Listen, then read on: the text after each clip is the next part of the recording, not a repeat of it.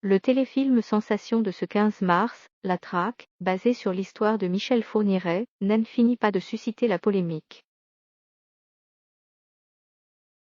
Selim, le fils de l'ogre des Ardennes, a vivement critiqué l'œuvre, estimant qu'elle glorifie ses parents. Le producteur, Franck Calderon, lui répond et réfute catégoriquement ces accusations.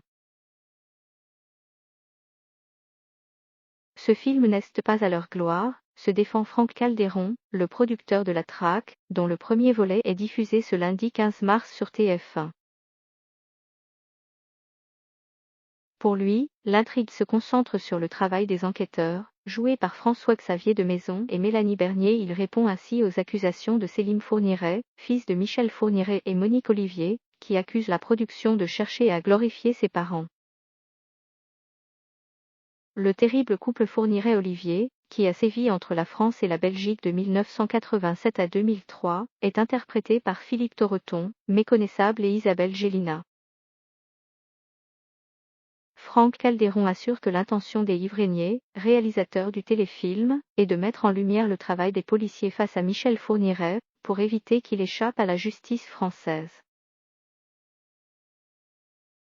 On ne raconte pas l'histoire de Michel Fourniret, on ne raconte pas l'histoire de Monique Olivier. On ne voit pas comment ils vivent, on ne voit pas les crimes, a martelé le producteur au micro de France Info. Le producteur répond aux nombreuses indignations qui se sont succédé ces dernières semaines, remettant en cause le bien fondé du téléfilm.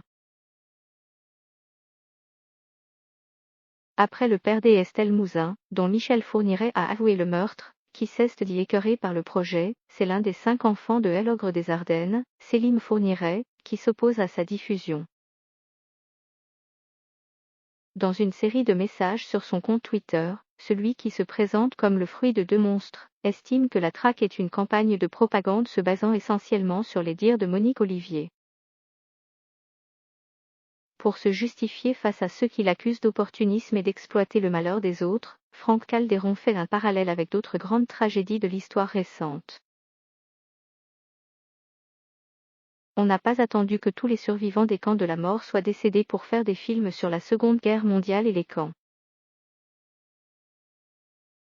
On a besoin de revivre ces choses, de regarder notre histoire, prend-il en exemple, indiquant que tant que l'œuvre est digne et bien faite, elle a une utilité.